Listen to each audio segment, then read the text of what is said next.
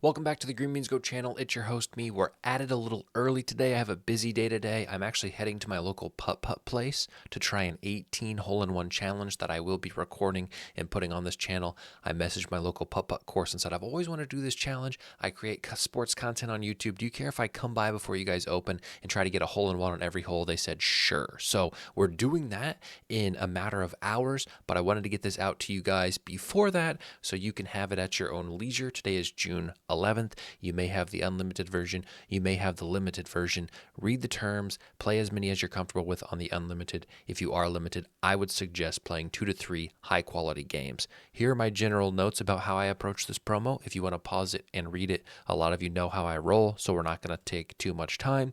Here are my objectives. They go along with my general notes. The moral of this story with Green Beans Go is I'm trying to give you the most free bets back. That's the bottom line. All right, last week was okay.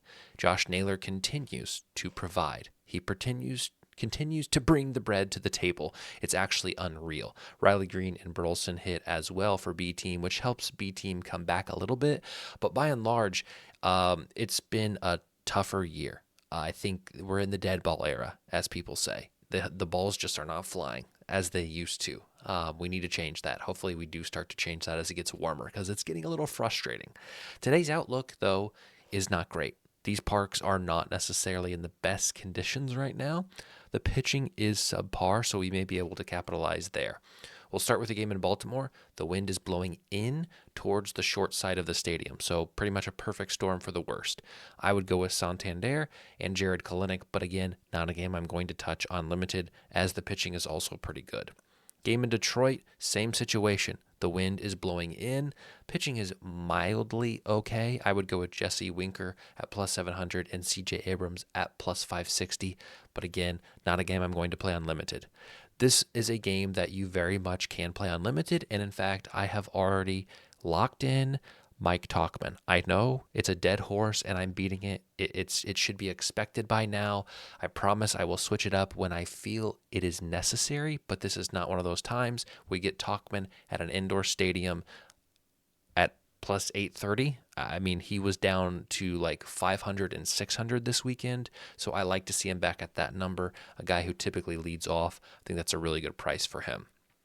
Game in Boston, again, does not look great. Ballpark Pal, as you can see from these first 4 games, only has one game where he projects more than 2 home runs total to be hit. So it could be a rough start to this Tuesday.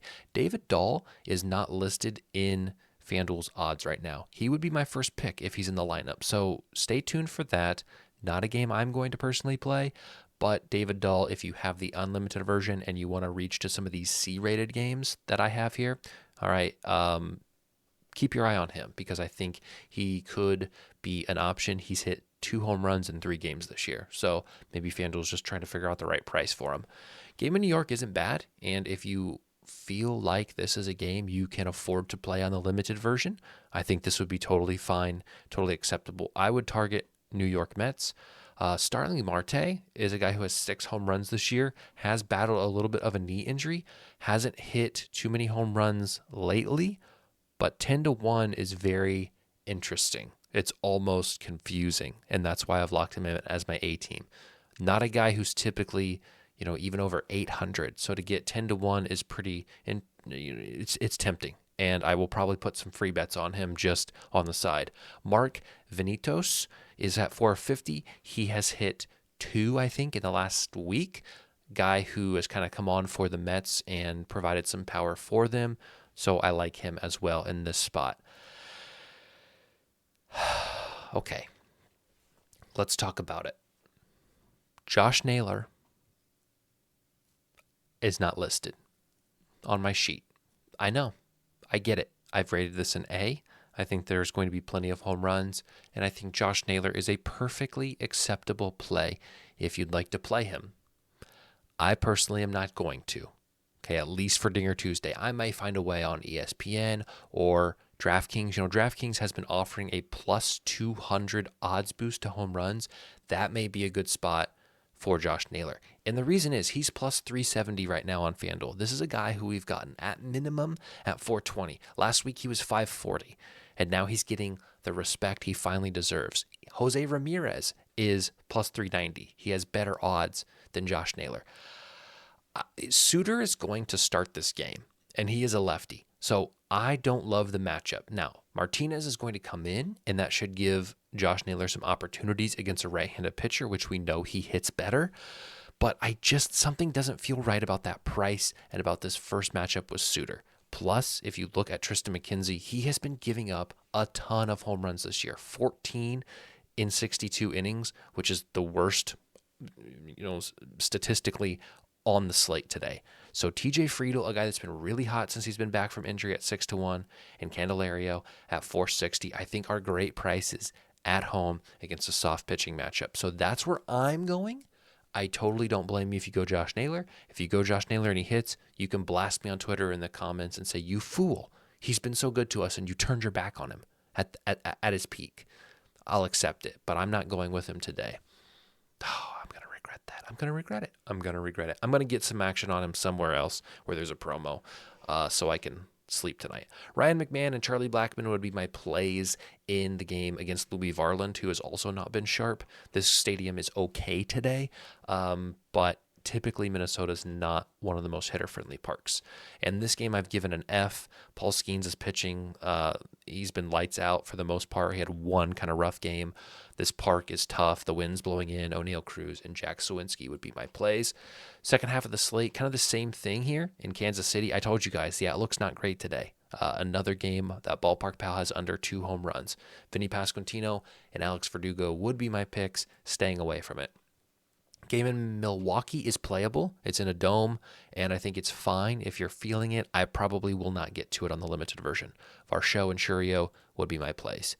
Game in Arizona is also okay. If you're feeling it, I probably won't get to it, although I think Christian Walker at 450 is a really good price for a guy who has power and can hit one at any park at any time. Having him at a home game, I think, is beneficial. So if you want a C-team flyer, not even a flyer, but a C-team pick, I would look at Christian Walker. I know Hope is my first pick, but I do think Christian Walker is very reasonable at that price. Game in Seattle, we have Rodriguez is a minor leaguer making his debut. Thorpe, same situation, but he's been pretty good in the minors. J.P. Crawford, I believe, has 2 home runs this week, guy who leads off for Seattle, and a guy who's not typically a power guy, but at plus 900, he's seeing the ball well, why not? And Luke Raley at 520 would be my plays, not one I'm playing. Game in San Diego, not a bad matchup, not a bad park if you're feeling it. Sandstorm or Soderstrom, let me start over. Tyler Soderstrom hit one last night, and same park, same situation, plus 750. Why not go back to back?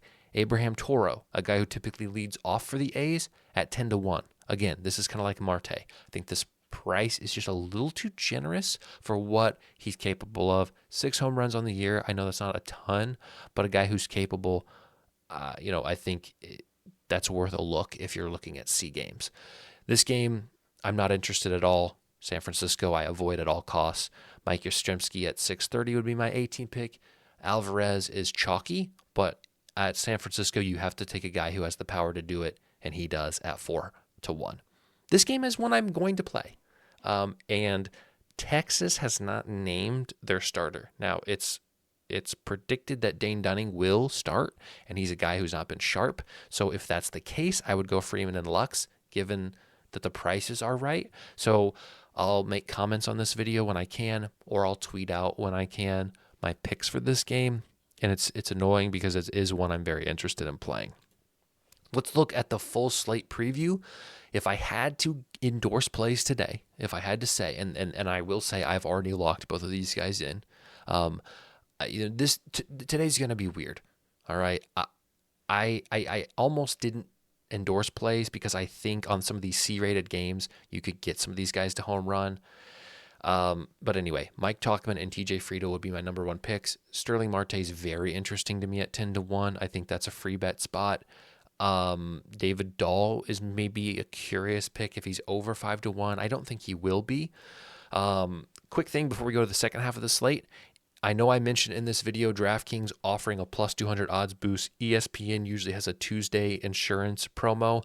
If you go to the link that's in the description of this video or in my link tree and you change your location to the state you're in, it shows you every book that's available through my BetStamp partnership. If you sign up for a new sports book, you get the new user offer and I get a little kickback. I get paid. So if you don't have DraftKings and you want to have another book with other odds and other promos, sign up for DraftKings through this link. It helps me out. It puts money in my account. It helps support my channel. So I appreciate you guys. If you're looking for new sports books, considering using my link.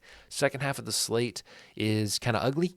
But again, I think I'm going to target the game in LA when prices come out. But again, there's some just like little spots on here that I don't mind. Like I really think these guys' odds are very interesting. Soderstrom and Toros.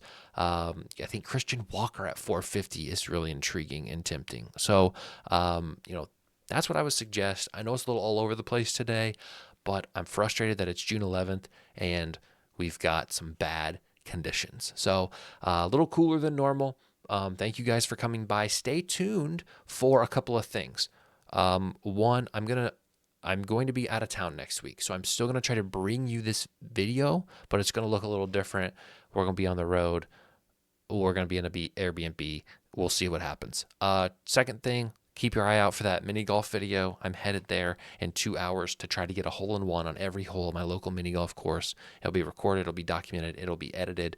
So check that out when it comes out. If you don't mind, we will see you next Tuesday from South Carolina.